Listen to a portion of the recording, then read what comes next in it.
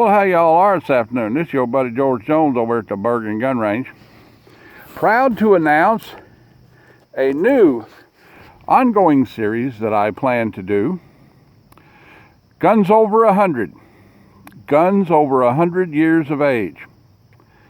And the first gun I have that's over 100 years of age is this cute little guy, the Hamalton Model 27 Boys Rifle. Now, the Hamalton Firearms Company was a company that went in business about 1888, and they manufactured guns all the way to 1945. Now, during World War II, they didn't make sporting arms at all. The Hamalton Firearms Company actually manufactured sub-caliber devices, BB machine guns, and that sort of thing for marksmanship training, machine gun training, and things of that nature. They manufactured sub-caliber devices that would fit in a 30 caliber machine gun, and you'd be able to fire 22 long rifle high velocity ammunition through it. They manufactured a mock-up of a 30 caliber Browning machine gun, which operated on 22 long rifle. It wasn't a conversion, it was actually a 22 long rifle belt-fed machine gun. They manufactured sub-caliber devices to go in main battle rifles for close-range training, and that sort of thing. They actually manufactured a few sighting systems as well, but that's what the internet says anyway. But Hamalton was in business from 1888 to 1945. This gun is the Model 27. The Model 27 originated in 1906, and they manufactured this model until 1911. So they manufactured it for about 5 years.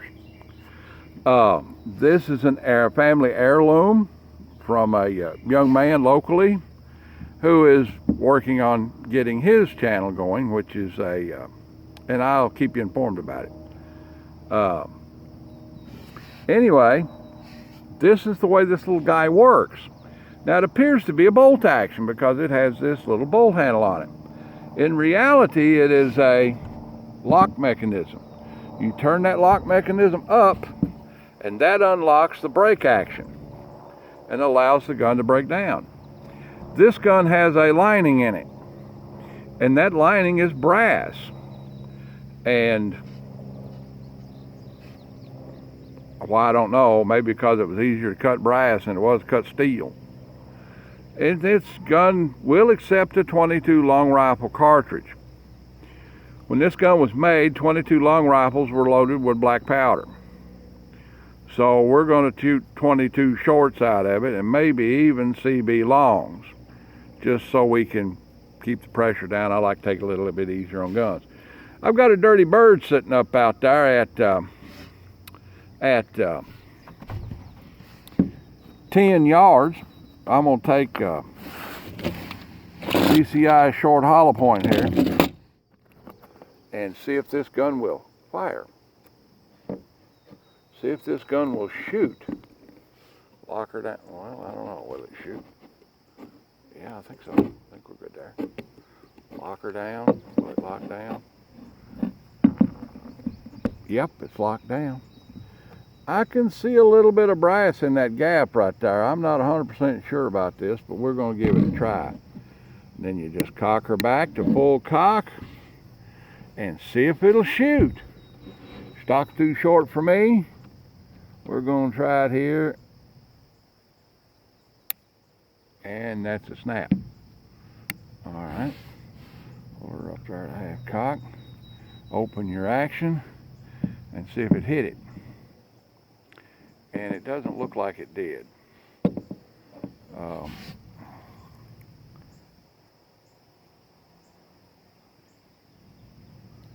Looks like it's...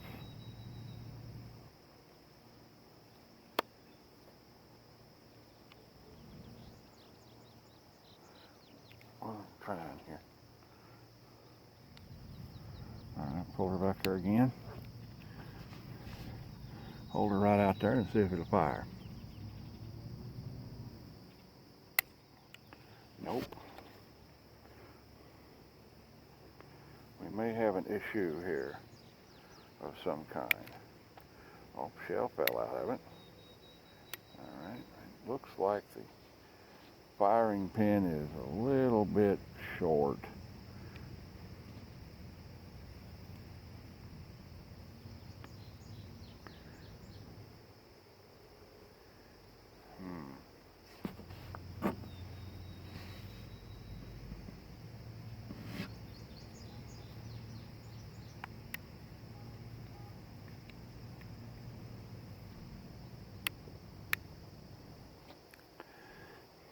See, we'll get that guy up there and try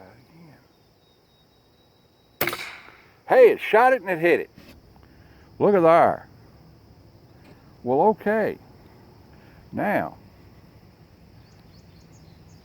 all right, see if it can come out there. Extraction may be an issue.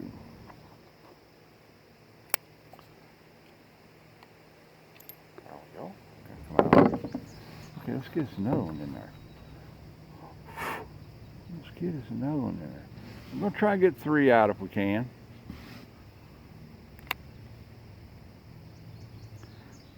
Get that in. Get that back there in full cock. All right, here we go. I think I hit it. Okay. Half cock. Got the bolt. Oh, and it extracted that time. Look at that. All right. There's the thing about shooting old family heirlooms, you know. You don't.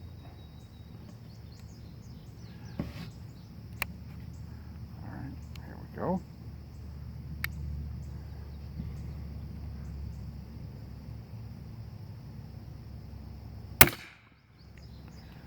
Shoots awfully high. It looks like it shoots awful high. Come on, get out of there. All right, come on. Right in the old shoe. Yeah, you know, it's me. The guy limping down the side of the road with a spent cartridge in his shoe.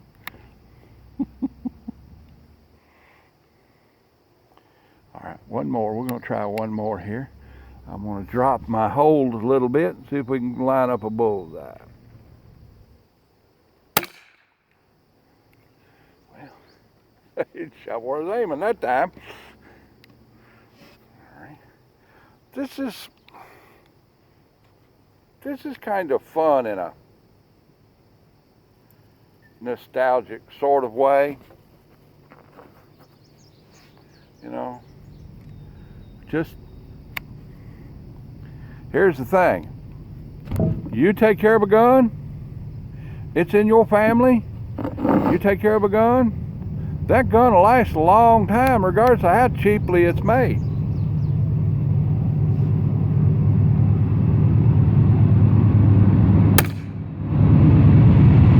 All right, we'll shoot one more.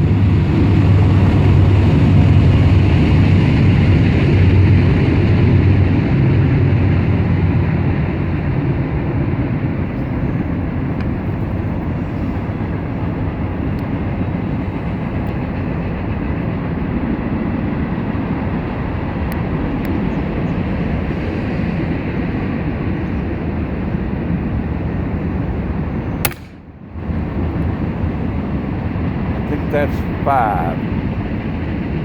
See, I put 10 out there. No, that's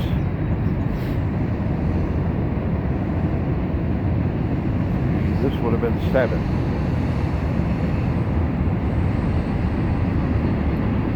The trick to getting it to eject is to push that ejector back in before you load the gun, so that that ejector gets a good grip on the so it didn't do it that time. So come up here and gently, without putting any marks on it or setting it off by accident, let go out of there and push that guy back in. Now push the cartridge in. Now lock the gun up.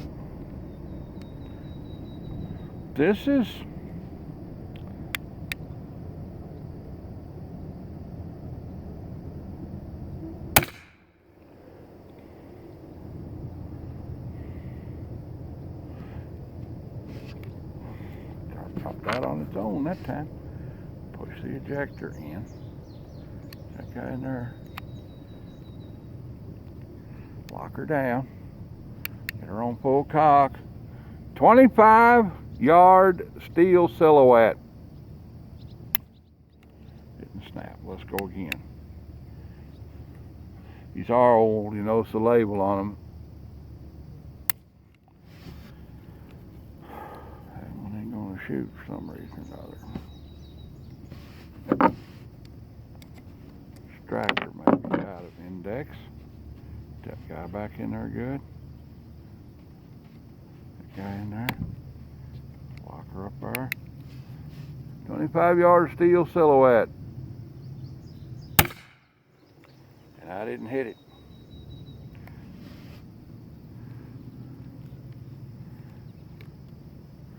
Let's try something different right quick. Let's try something new. CB longs. I was interested in finding out if it shoot these guys. CB longs. It's a regular long cartridge with a light bullet and a CB cap loading. It may shoot these a little better. I don't know. We're gonna find out.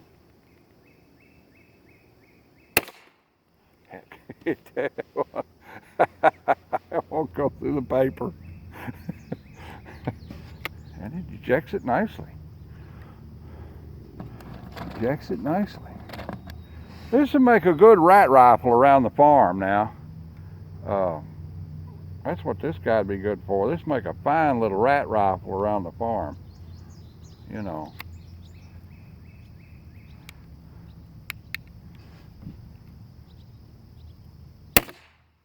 Oh, I see the bullet bounce off of it. All right, that's enough. And it ejects it nicely right into my shoe. This is simply a real novelty of a little gun. I read a Field and Stream article last night that the author stated that you cannot find one of these guys in excellent condition because they were rode hard and put away wet. You know, they were designed to be a child's gun back in the day when everybody shot guns. Of course, this is back in the day where you could buy cocaine cough syrup too. So, you know, it's like there's been a few improvements since then. This gun is all original and complete. The only repair done to it is this little cross screw has been replaced with one of those aluminum screws from a screen door. It is a takedown rifle. You can take this bolt out and pull it apart and take it apart and make it this long, carry it on your bicycle. You know, it's a cute little gun. The little Hamaltons are sometimes known as a seed rifle. Berkman and other companies in the day that sold gardening seeds and flower seeds and so forth. People didn't go to Walmart in those days and buy potted plants. They grew flowers. You know, and boys would ride around on their bicycles in the city and the neighborhood and sell ladies, housewives, seeds. And if they sold enough seeds, they could get one of these rifles that cost about $1.25 new, you know, as a premium. They get a little money off the seed sale, and then they eventually sell enough seeds that they would receive a premium. I sold the Grit rifle, or Grit, the America's original tabloid magazine called the Grit paper when I was a little kid, and got a little Winchester single shot .22 rifle. Wasn't much, but it was a cool little rifle. And I sold enough Grit by the time I was 17 years old, which you're out of the program at 17, that I got a bicycle, a rifle, a Coleman lighter, and a bunch of stuff from them. But that was the way they did business, and you know, there wasn't no rule against selling a kid a rifle in those days. So you see these guys, and they're commonly referred to as seed rifles. Well, all right then, that's about the size of that for my first installment on Guns Over 100. This guy made from 1906 to 1911. It's definitely over 100 years old and still works. A little finicky, yeah, okay, but it still works. All right, then. That's about the size of that. Like, tate, share, commentate, and subscribe. Leave me no dollar in the Patreon bucket on the way out the door. And if you don't, well, I'm going to keep making content for you. All right, then. We'll see y'all.